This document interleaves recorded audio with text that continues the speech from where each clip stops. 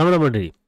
चला तर पटपट बघूयात काही स्टॉक जे आपल्याला स्विंग ट्रेडिंगसाठी युजफुल होतील. आता हा एक स्टॉक आहे माझ्याकडे, तुम्ही बघू शकाल. हा पूर्णपणे रेक्टँगलमध्ये आहे. ठीक आहे. कधीपासून तो एका ठिकाणी आहे 3 जानेवारी 2024 पासून ते आत्ता त्याने ब्रेकआउट दिलं 4 डिसेंबर, म्हणजे 1 वर्ष तो असा कन्सोलिडेशन फेजमध्ये होता. आणि त्याने अगोदरचा सुद्धा 1 ऑक्टोबर 2024चा सुद्धा हाय ब्रेक केलेला आहे. तर जेव्हा असं कधी होतं तर मार्केट जेवढा इथून किती 135 तर तेवढाच मार्केट वरती जायचे चान्सेस असतात. तर इथून आपल्याला 155 तरी पॉईंट जाण्याचे चान्सेस आहेत. म्हणजे 588 तरी आपल्याला मार्केट जायला पाहिजे. म्हणजे 467ला आहे तर 588 इथपर्यंत तरी आपल्याला जायला पाहिजे. आणि जर आपल्याला स्टॉप लॉस लावायचा असेल तर माझ्या मते हा खूप छोटा असा स्टॉप लॉस होऊ शकतो. जर इथे एंट्री घेतली आणि हा जो ह्याच्या खाली आलं तर आपण एक्झिट होऊ शकतो. पण टार्गेट आहे आपल्याला 588च्या आसपास जे होतं तिथपर्यंत तरी आपल्याला टार्गेट हवं 100 पॉईंट. Stop loss 48 point. कमी क्वांटिटीने आपण इथे ट्रेड करू शकतो आणि बघू शकतो की स्टॉप लॉस आपला किती आहे, कशा प्रकारे. ठीक आहे. तर छान अशी कंपनी आहे अरिहंत सुपरस्ट्रक्चर. इथे जर आपण बघितलं ह्याच्याबद्दल थोडंसं बघूयात. डिव्हिडंड पण देत आहे बघा. आणि एका वर्षात त्याने 73% रिटर्न दिले आहेत. एका वीकमध्ये 16% रिटर्न दिलेले आहेत. खूप छान असा दिसतोय. आणि ह्यांचाही ॲनालिस्ट बाईंग आहे की स्ट्रॉंग बाय आहे. ठीक आहे. तर ही कंपनी आहे काही मिसेलेनियस रिअल इस्टेट डेव्हलपमेंटमध्ये आहे. वाव. फायनान्स रिअल इस्टेट डेव्हलपमेंटमध्ये आहे.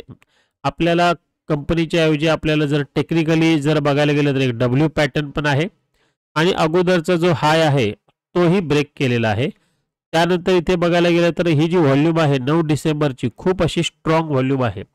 तर त्याच्या हिशोबाने आपण इथे याला बाय करायचा आपण विचार करू शकतो. ठीक आहे. अजून जर बघायला गेलं तर हे जे आहेत ब्ल्यू कलरचे रेव्हेन्यू आहे, त्यानंतरचा जो आहे नेट इन्कम आहे आणि दुसरी नेट मार्जिन. नेट मार्जिन पण छान असं वाढलेलं आहे. अगोदर बघा कमी होतं 1.44%, आता 10% झालेला आहे. आणि जो रेव्हेन्यू होता तोही कमी होता, आताही तो छान असा वाढलेला आहे. तर ह्याच्याबद्दल आपल्याला विचार करायला हरकत नाही. दुसरा स्टॉक आहे आपल्याकडे GHCL लिमिटेड. हा पण तसाच आहे जो की खूप दिवसापासून बॉक्स पॅटर्नमध्ये होता. तुम्ही बघत असाल कधीपासून होता 2022 ते 2024 म्हणजे 2 वर्षापासून हा असा कन्सोलिडेशनमध्ये होता. आणि 31 जुलैला खूप असं बाईंग त्याच्यामध्ये झालं. ही तुम्हाला कॅन्डल दिसत असेल, खूप अशी छान अशी कॅन्डल झाली. आणि त्याने एक जो ब्रेकआउट दिला आहे तोही खूप अशा छान अशा कॅन्डलने दिलेला आहे. 740चा त्याने ब्रेकआउट दिलेला आहे. म्हणजे अगोदरही जर इथे बघाल तुम्ही, इथे बघा 704चा अगोदरचा जो रेजिस्टन्स होता तो सुद्धा त्याने ब्रेक केलेला आहे छान प्रकारे. ठीक. तर जर आपल्याला इथे आणि सेम पॅटर्न जो अगोदरचा मी चार्ट दाखवला त्याच्यामध्ये सेम डब्ल्यू पॅटर्न बनवूनच मार्केट वरती गेलेला आहे आणि अगोदरचा पण हाय ब्रेक केलेला आहे. ठीक. तर जर आपल्याला एंट्री घ्यायची असेल तर लॉंग पोझिशन जर समजा इथे घेतली, सेम पॉईंट 40-50 पॉईंटचा स्टॉप लॉस. आणि ह्याचं जर मार्केट 500ला ब्रेक करतं तर मिनिमम टार्गेट कधीही माझ्या मते ते 1000च असतं.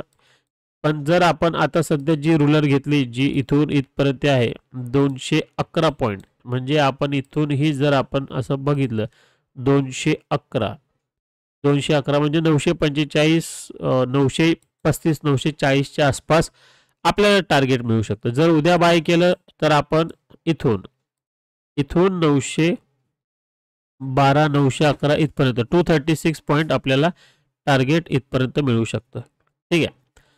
चला तर हे आहेत आपले काही स्टॉक्स. आणि ही कोणती आहे कंपनी? ही प्रोसेस इंडस्ट्री टेक्स्टाईल कंपनी आहे. आणि तुम्हालाही माहिती असेल की सध्या बांगलादेशमध्ये टेक्स्टाईलचा प्रॉब्लेम झाल्यामुळे खूप सारे जे ऑर्डर्स आहेत ते इंडियन कंपनीला मिळत आहेत. म्हणून आपल्याला ही जी आहे टेक्स्टाईल कंपनी वरती जाण्याचे चान्सेस आहेत. आणि जी म्हणजे त्याच्या नावातच गुजरात आहे, तर वरती जाण्याचे चान्सेस आहेत. ठीक आहे. तर याचा एक जस्ट आपण बघूया की चांगली ग्रोथ पण आहे, रेव्हेन्यू पण चांगला आहे 8 पॉइंट, परत 8.30, 7.90, नेट मार्जिन पण चांगलं वाढत आहे. पहिला 18 होता आणि एका वर्षात 31%, एका वीकमध्ये 14% मार्केटने दिलेलं आहे. ह्यांचंही ॲनालिस्ट रेटिंग आहे स्ट्रॉंग बायपर्यंत आहे. ठीक आहे.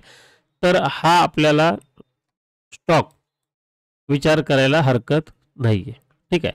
तर मित्रांनो, अशा छान छान अपडेट्ससाठी नक्कीच आपला स्वतःचा the real trader like, share आणि सबस्क्राईब करा. थँक्यू.